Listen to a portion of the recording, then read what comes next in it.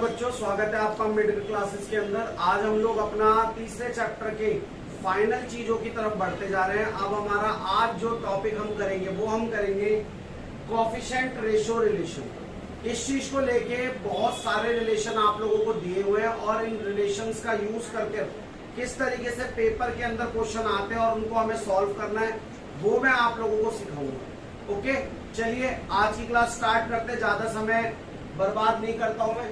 चलिए, हमें पता है कि कोई भी जो हमारी लीनियर इक्वेशन होती है वो हमेशा ax plus by plus c is equal to 0 की फॉर्म में होती है और ऐसी हमारे पास दो इक्वेशंस होती है। इसको बोल देंगे a1 b1 c1 a2 b2 c2। अब अगर मैं इनके कोएफिशिएंट्स उठाऊं तो देखो इस इक्वेशन के कोएफिशिएंट क्या होंगे बच्चों, a1 b1 c1 और इसके कोएफिशिएंट क्या होंगे a2 b2 और c2। अब इन कोएफिशिएंट्स को लेकर हमारे पास टोटल 3 रिलेशन बनेंगे और उन 3 रिलेशंस के अंदर भी तीन चार बातें मैं आप लोगों को बताऊंगा, ध्यान से समझिए। फिर उसके सवाल हम लोग करेंगे आज ही।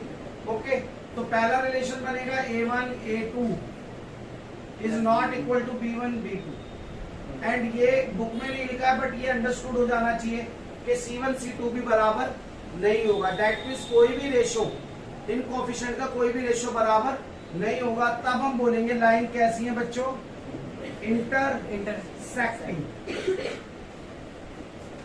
यानी कि प्रतिच्छेदी। कैसी है, प्रतिच्छेदी, यानी कि लाइन इस तरीके से एक दूसरे को काटेंगी और जब इस तरीके से काटेंगी तो हमें दिखाई दे रहा है एक पॉइंट पे काटेंगी। अगर एक पॉइंट पे काटेंगी तो हम उसको बोलेंगे क्या, ओनली वन सॉल्यूशन। और अगर बच्चों वन सॉल्यूशन है तो ये लाइन कैसी होंगी, कंसिस्टेंट होंगी। कैसी होंगी, कंसिस्टेंट। हिंदी में बोलते हैं क्या, कंसिस्टेंट बेटा संगत। क्या बोलेंगे इसको हम, संगत। अब दूसरी कंडीशन क्या बन सकती है, दूसरी कंडीशन को देखते हैं। a1 a2 is equal to b1 b2 is equal to c1 c2। ये तीनों रेशो बराबर हो जाएंगे।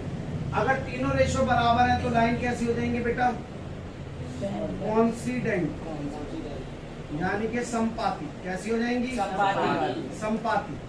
और यहाँ पर लाइन एक दूसरे के ऊपर क्या करेंगे, कोइंसाइड करेंगे, एक के ऊपर एक, यानी कि पॉइंट जो है वो सेम होंगे, सिमिलर होंगे। और इस कंडीशन में क्या होगा, मैनी सॉल्यूशन होंगे। मैनी सॉल्यूशन, इसका लिख देते एक हल, इसका अनेक हल। क्या होगा, अनेक हल। और बच्चों यहाँ पर ये हो जाएगी, ये भी क्या हो जाएगी, संगत। क्या हो जाएगी, संगत और कंसिस्टेंट। ओके बच्चों, तीसरी कंडीशन बन सकती है क्या, कि a1 a2 बराबर हो जाए b1 b2 लेकिन बराबर ना हो c1 c2। तब क्या होगा, लाइन्स आर पैरेलल हो जाएंगे, यानी कि समांतर। ठीक है, यानी कि लाइन कुछ इस तरह से होंगी, एक दूसरे को टच नहीं करेंगी, जैसे नदी के किनारे और रेल की पटरियां। और यहाँ पर नो सॉल्यूशन होगा, कोई भी हल नहीं होगा इसका।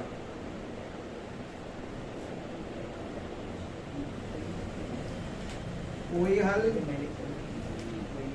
नहीं है। अब जब ऐसा होगा तो ये कैसी हो जाएंगी, असंगत। क्या कैसी हो जाएंगी, असंगत, यानी कि इनकंसिस्टेंट, यानी कि इनकंसिस्टेंट। तो बच्चों ये 3 रिलेशन इसके अंदर बनते हैं, वो तीनों मैंने आपको एक्सप्लेन करे। पहले आपको ये याद होने चाहिए, उसके बाद इस पे बेसिस क्वेश्चन किस तरीके से आते हैं अभी मैं आपको बताता हूँ। पहले आप इसको first of all note down कीजिए। हो सकता है कोई स्पेलिंग मिस्टेक हुई हो मुझसे तो आप उसको इग्नोर करें, क्योंकि यहाँ पर कॉन्सेप्ट समझना जरूरी है, स्पेलिंग याद करना जरूरी नहीं है। कॉन्सेप्ट आपको समझ में आना चाहिए, ठीक है। फिर भी कोई अगर स्पेलिंग गलत है इग्नोर कीजिए, उसको ठीक कर लीजिएगा। और इसमें मैंने आप लोगों को बताया है कि किस प्रकार से कोएफिशिएंट के रेशो बनते हैं और उनमें क्या रिलेशन होता है और उनसे हमें क्या पता पड़ता है। अब वो इम्प्लीमेंट कैसे होंगे मैं आपको वो सिखाने के लिए जा रहा हूँ। ये क्वेश्चन बहुत ही इंपॉर्टेंट हो जाता है पेपर के अंदर, इसको पूछता है, बार बार पूछता है। इस टॉपिक के बाद बस आपको एक मेरे को बोर्ड वाली प्रॉब्लम और एक आपको टाइम एंड वर्क वाली प्रॉब्लम आपको और बतानी है, फिर ये चैप्टर ऑलमोस्ट फिनिश है। क्रॉस प्रोडक्ट मेथड आपका अभी सिलेबस के अंदर से कट आउट है। अगर आगे उसको सीबीएसई ऐड करता है तब मैं उसकी वीडियो अलग से बनाऊंगा, वरना बिना बात के समय बर्बाद करना बेकार है, क्योंकि मुझे बाकी चैप्टर भी आपके लिए बंद करके डालने हैं यहाँ पर। तो चलो इसको करते हैं पहले क्वेश्चन को। पहले और दूसरे क्वेश्चन में मैंने कोई स्टेटमेंट नहीं लिखी है, मगर मैं आपको बता देता हूँ। वो ऐसे दो इक्वेशन देके आपसे पूछ सकता है कि ये कंसिस्टेंट है या इनकंसिस्टेंट है, ये आपका किस प्रकार से ये पैरेलल है या फिर पैरेलल नहीं है, कुछ भी पूछ सकता है तीनों में से। जैसे देखो पहले वाले के लिए अगर मैं देखता हूँ 5x माइनस 4y प्लस 8 बराबर 0 and 7x plus 6y minus 9 is equal to 0, तो a की वैल्यू क्या है बच्चों? a1 कितना है? 5। भाई इस इक्वेशन में देखते हैं b1 कितना है बच्चों? माइनस 4।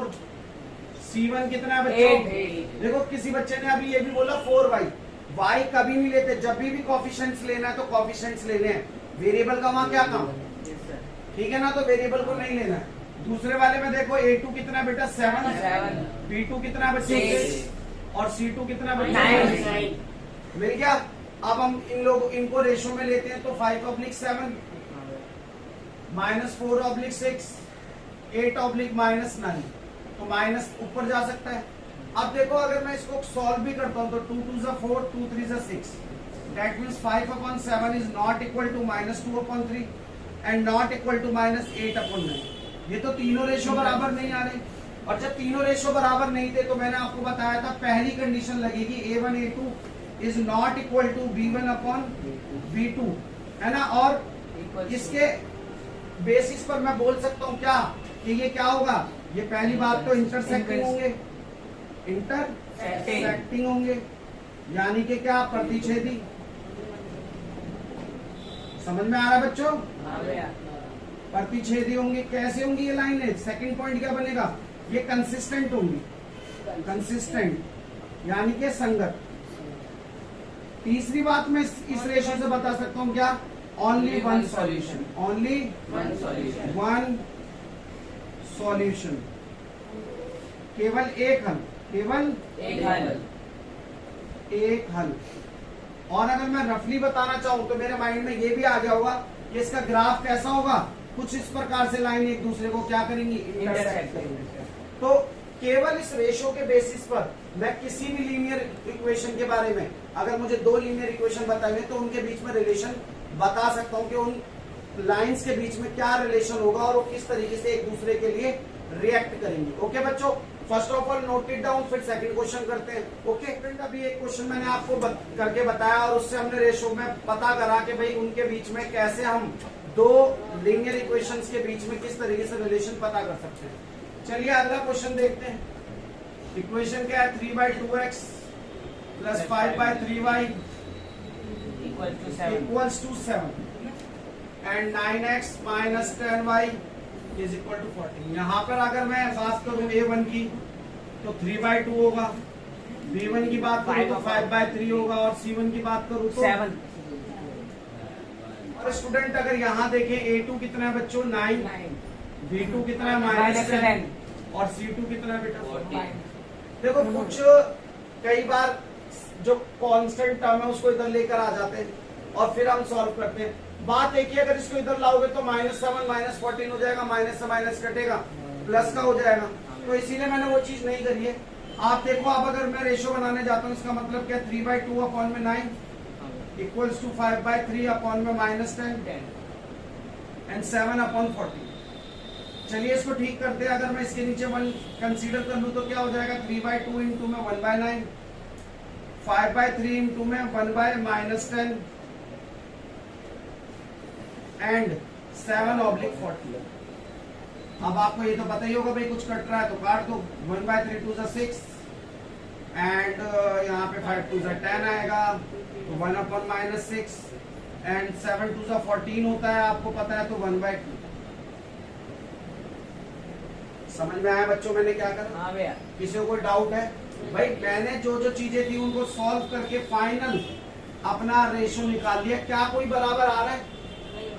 कोई भी बराबर नहीं है। आप देखो, आप कुछ बच्चे बोलेंगे 1/6 1/6, अरे भाई 1/6 तो है लेकिन माइनस है, और माइनस होते ही ये नेगेटिव इंटीजर हो गया, ये पॉजिटिव, ये तो अलग अलग हो गए, तो ये सेम नहीं है और ये तो बिल्कुल ही अलग है। दैट मीन्स फिर से पहली कंडीशन लगेगी a1 a2 is equal to not equal to b1 B2 के। और अभी मैंने आपको बताया इस एक रेशो से आप कितनी चीजें पता कर सकते हैं, बाकी भी रेशो से पता कर सकते हैं, सेम है। आप पहले रेशो पता करो, फिर जो भी रेशो है उसके बेसिस मैंने आपको टेबल बनाया वो याद होना चाहिए, उसके हिसाब से आप बता सकते हो। उसके बाद मैं आपको लास्ट क्वेश्चन कराऊंगा आज का, पहले note it down please student. अब आज का हम लास्ट क्वेश्चन करने जा रहे हैं।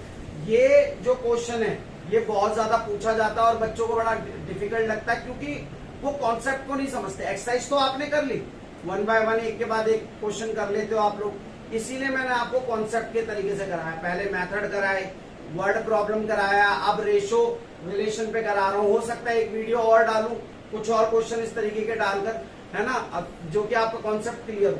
पहले इसको देखते हैं। अब जरा ये क्वेश्चन क्या है, फाइंड के का वैल्यू फाइंड आउट करना है आपको for pair of linear equation. ये जो पेयर दिए हुए हैं, इनफाइनाइटली मैनी सॉल्यूशन, इस वर्ड का बहुत ज्यादा यूज है इस क्वेश्चन के अंदर। उसने बोला क्या है, इनफाइनाइटली मैनी सॉल्यूशन, यानी कि अनेक हल है। क्या है, अनेक हल। अब जरा रेशो याद करो, अनेक हल कब होते हैं बच्चों, बोलो। क्या तब होते हैं जब लाइन इंटरसेक्ट करती है, या तब होते हैं जब लाइन एक के ऊपर एक चढ़ती है। कोइंसाइड होती है, जब संपाती होती है। कैसी होती है, पैरेलल। संपाती।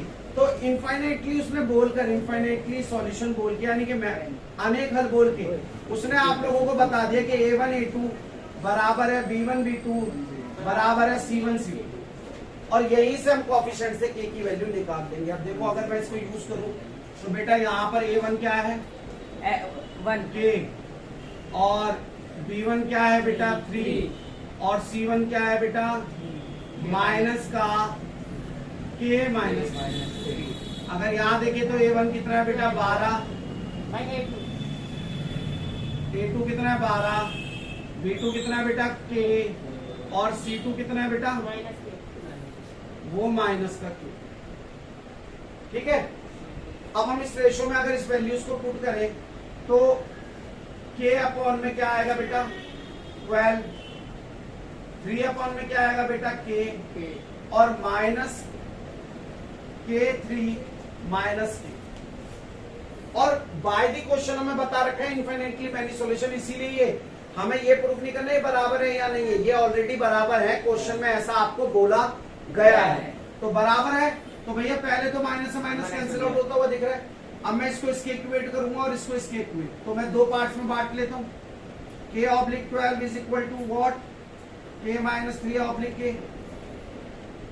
अगर मैं इसको करने के लिए जाता हूं तो ये इधर multiply k square is equal to 12k minus 12 3 is 36। कोई दिक्कत, सबको इधर ले आओ, k square minus 12k plus 36। अरे ध्यान से देखो, ये तो क्वाड्रेटिक इक्वेशन बन गई, और क्वाड्रेटिक इक्वेशन को सॉल्व करने के लिए क्या करना पड़ता है हम लोगों को उसको क्या करना पड़ेगा, फैक्टराइज करना पड़ेगा। क्या करना पड़ेगा, चलो फैक्टराइज करते हैं। अगर मैं इसका स्टेप लेके चलूं तो k स्क्वायर का कोएफिशिएंट 1 है, 1 की 36 से मल्टीप्लाई करें, दैट मींस 36 आएगा।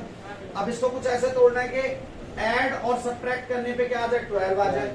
तो अगर मैं इसको करने के लिए जाता हूँ तो हाँ 6 6 का कितना होता है 36। इसको मल्टीप्लाई करने पे ये आ गया और ऐड करने पे 12 भी आ रहा है। चलो सॉल्व करते हैं। k square minus 6 plus 6 k plus 36। भाई आप लोगों को मैं फैक्टराइजेशन बता चुका हूँ 9th में कि भाई जहां पर 12 था वहां पर उसकी जगह रख दिया, बाकी सब कुछ सेम। अब इसको ओपन करते हैं, k square minus 6k plus 6k plus 36 is equal to 0। इसको आगे सॉल्व करोगे, k square minus 6k minus 6k plus 36। भाई ब्रैकेट के बाहर माइनस, तो इसीलिए अंदर के साइन क्या होंगे, चेंज होंगे, मैंने चेंज कर दिए। आगे देखो इन दोनों में से कॉमन क्या है, k, बचता क्या बेटा k माइनस 6, माइनस का साइन, इन दोनों में से कॉमन क्या है 6, बचता क्या है k माइनस 6। अब ये प्लस का साइन चेंज हुआ है क्योंकि ब्रैकेट के बाहर क्या है माइनस। अगर माइनस है तो ये साइन चेंज हो जाता है। अब हम पूरे में से कॉमन लेंगे, क्या बचेगा k minus 6 and k minus 6। k minus 6 को 0 के बराबर रख लीजिए और k माइनस 6 को 0 के बराबर, तो k is equal to what 6 and k is equal to what 6, यानी कि k की वैल्यू हमने निकाल ली। दूसरी वाली कंडीशन को सॉल्व करने की जरूरत ही नहीं है, k की वैल्यू आ चुकी है। ओके, उम्मीद यही है कि आपको समझ में आया होगा। फिर भी अगर कोई डाउट है, मैं हर बार बोलता हूँ, डाउट्स पूछने के लिए आप लोग फ्री हैं। जब भी आपको डाउट आए आप मेरे व्हाट्सएप नंबर पर मुझे मैसेज कर सकते हैं, मेल कर सकते हैं जीमेल पर। मैं सभी लिंक अपनी वीडियोस में डालता हूँ। उम्मीद यही रहेगी आप पढ़ते रहें, जितना हो सके हमारी वीडियो से फायदा लीजिए, बार बार देखिए, सब्सक्राइब करिए, अपने फ्रेंड्स को शेयर करने के लिए करिए और उनको भी बोलिए कि वो आगे शेयर करें अगर आपको इससे बेनिफिट मिल रहा है। तो मैंने आपको बोला है कि मैं 9th और 10th का पूरा course free of cost YouTube पर आपके लिए अंबेडकर क्लासेस चैनल एक्सक्लूसिवली आपके लिए डालेगा। आप लोग बस पढ़ते रहिए, अपना ध्यान रखिए, हेल्दी रहिए और लाइक सब्सक्राइब करना बिल्कुल ना भूले, शेयर भी कीजिए। धन्यवाद, जय हिंद, जय भारत।